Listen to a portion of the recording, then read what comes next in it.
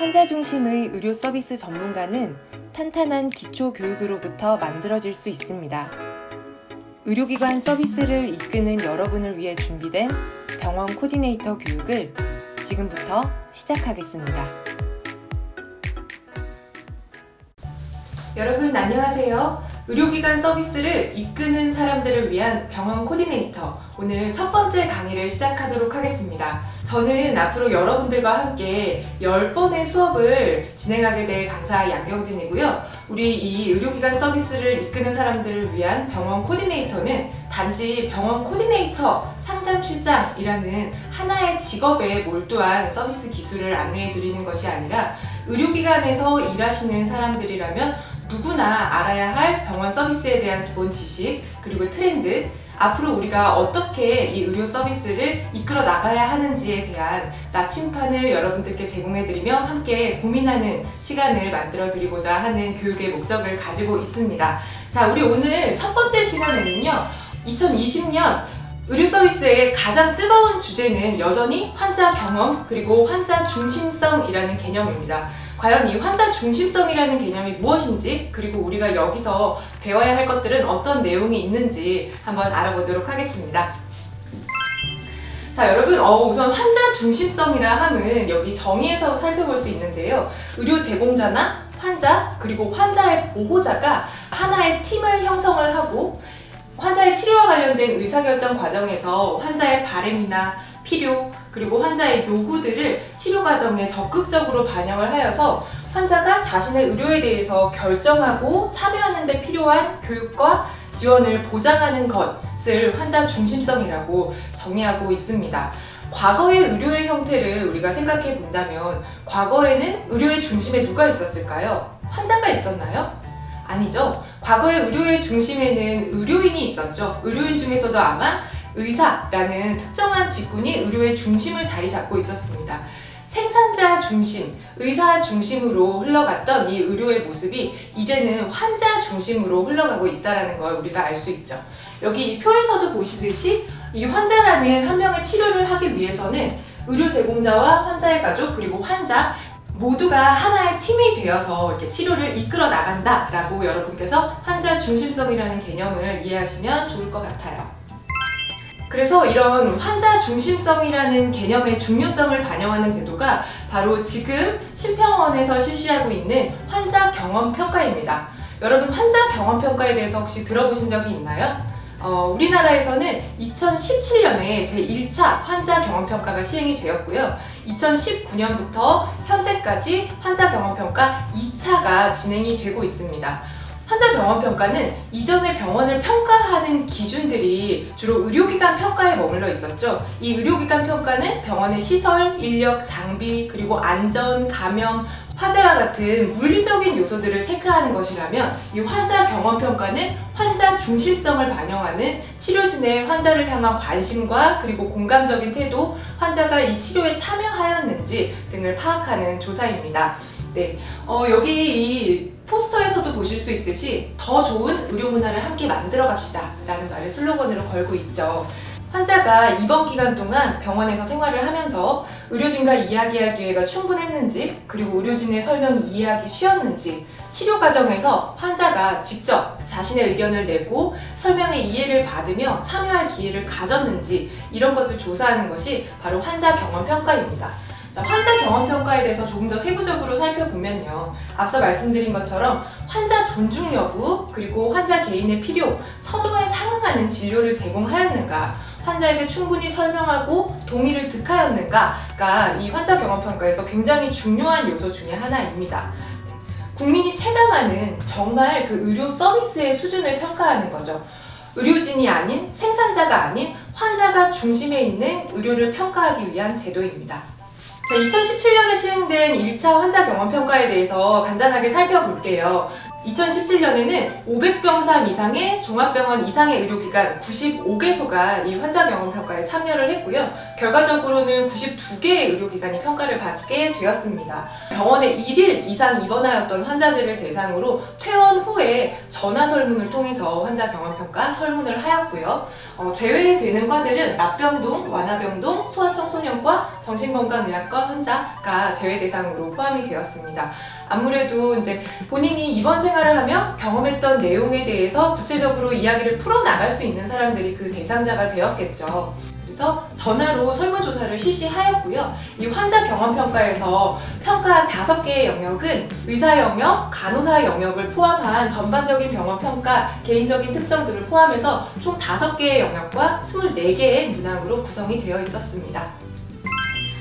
자, 우리 문항들을 한번 살펴볼게요. 제가 간호사 영역, 의사 영역 이렇게 말씀드렸는데 과연 간호사 영역에서는 어떤 형태의 질문이 있었을까요? 자, 간호사 서비스와 관련된 4가지 문항이 있었고요. 존중과 예의와 관련된 한 문항, 그리고 경청, 병원 생활의 설명, 도움 요구 관련 처리 노력, 이렇게 4가지 문항이 있었어요. 이 4가지 문항을 보시더라도 기존에 우리가 의료기관 평가라는 곳에서 객관적인 지표로 평가하였던 몇 명의 간호사가 채용되어 있는지, 환자가 입원하고 몇 시간 내에 어떤 처리가 되었는지 그런 지표를 보는 것이 아니라 환자의 이야기를 잘 들어주는지, 존중하는지, 충분한 설명을 하였는지 이런 내용들이 포함되어 있는 걸 보실 수 있죠. 자, 제가 여기 질문지를 하나 가지고 와봤어요.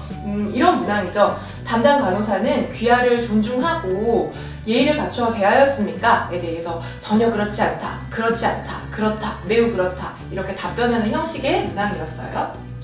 자, 다음은 환자 권리 보장입니다. 우리가 원무과라든지 병원 행정 분야에서 이 환자 권리 보장을 위해서 많은 활동들을 시행을 하고 있죠. 환자 권리 보장도 마찬가지로 4문항이 있었고요. 환자들이 공정한 대우를 받았는지, VIP여서 먼저 진료를 받는다든지 그런 것들이 공정하지 않은 대우겠죠. 불만 제기가 용이하였는지, 치료 결정 과정에 참여할 기회가 있었는지, 신체 노출 등 수치심을 일으키는 상황이 없었는지 등 인권을 보호하는 항목들이 주로 이 환자 권리 보장에 포함되어 있었습니다. 네, 이 환자 권리 보장의 문항도 같이 살펴보면요.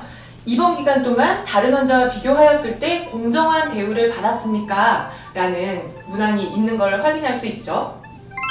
자, 이처럼 이 환자 경험평가는 여러분이 저와 함께 문항들을 살펴봤지만 어떤 개인의 선호라든지 개인의 의견이 너무 투명하게 반영되는 검사예요. 그래서 의료계에서는 과연 이 환자 경험평가가 병원의 서비스 지표를 측정하는 데 객관적인 도구가 될 수 있는가, 이렇게 개인의 취향으로 혹은 개인의 잘못된 기억으로 선택된 설문 문항들이 병원의 서비스를 그릇되게 표현하지는 않을까라는 우려가 많았음에도 불구하고 이 환자 경험 평가는 잘 마무리가 되어서 이제 결과를 내게 되었습니다. 네, 환자 경험 평가에서 환자분들이 병원 서비스에 어느 정도 만족을 하는지, 그리고 병원 서비스에 대해서 어느 정도 공감을 받았다고 느끼는지 점수는 평균이 83.94점이 나왔어요. 네, B제로를 받았죠? 썩 나쁘지 않은 것 같아요. 네, 여기에서는 간호사 서비스가 가장 높은 점수를 받았고요. 병원 환경, 환자 권리 보장, 의사 서비스, 마지막으로는 투약 및 치료 과정이 가장 낮은 점수를 받았습니다. 각각 표준 편차가 크지는 않았지만 그래도 간호사 서비스가 가장 높다라는 거는 환자의 가장 옆에서, 침대 옆에서 가장 많은 정서적 지지를 제공하고 환자와 가장 많은 이야기를 나누면서 공감하고 치료 과정을 함께 계획해 나가는 사람이 그래도 간호사의 역할이 컸구나라는 걸 우리가 알 수 있는 항목이었어요. 네. 아래는 2017년에 시행한 이 환자 경험평가에 대한 총평인데요. 의료진이 환자를 대하는 태도는 기대했던 것보다 높게 잘 나왔지만 의료진과 환자 사이에 의사소통 개선이 필요하다라는 이야기가 나왔습니다. 우리가 이 병원 코디네이터 과정의 뒤쪽 강의에서 의사소통과 관련된 이야기를 한번 나눌 텐데요. 여전히 우리나라 병원에서 의료진이 차갑다, 너무 많은 설명만 하려고 한다, 이런 일방적인 의사소통 태도에 대한 환자들의 의견이 많이 나타나고 있거든요. 그런 결과들이 이렇게 여실히 환자 경험평가에서도 반영된 것을 볼 수 있습니다. 자, 우리 마지막으로 이 환자 경험평가의 의리에 대해서 한번 살펴보도록 할게요. 이렇게 급변하는 의료 환경 속에서 소비자의 의료 서비스에 대한 인식 및 요구가 굉장히 높아지고 있죠. 의료인뿐만 아니라 병원을 이용하는 의료 소비자들도 이 의료 소비자가 의료의 중심에 서 있다는 것을 이미 너무 잘 알고 있는 현실입니다. 그리고 의료 시장 내에서도 수많은 의료 경쟁자들이 발생함으로써 그 안에서 우리 병원이 좀 더 경쟁력을 갖추기 위해서는 자, 어떻게 해야 할까요? 이 환자 경험, 환자 중심성, 소비자들이 이미 알고 있는 누가 중요하다? 환자가 중요하다, 고객이 중요하다라는 거를 우리 환자 여러분들이 알 수 있도록 좋은 서비스를 만들어서 제공하고 마음이 담긴 공감을 전달하여야겠죠. 그래서 고객 중심 서비스를 기획하고 교육하고 관리하는 이런 의료 서비스 전문인이 요구되는 의료의 현실입니다.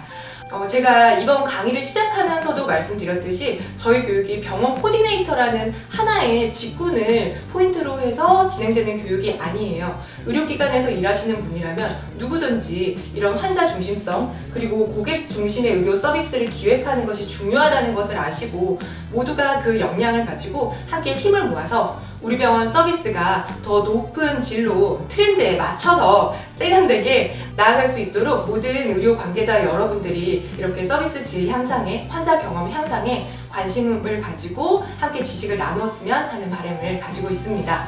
네, 여기까지가 제가 오늘 준비한 첫 번째 강의이고요. 여러분께 환자 중심성이라는 개념이 머릿속에 반짝하고 들어가는 그런 기회가 되었으면 합니다. 네, 오늘 강의 여기까지고요. 우리 2강에서 다시 뵙겠습니다. 감사합니다.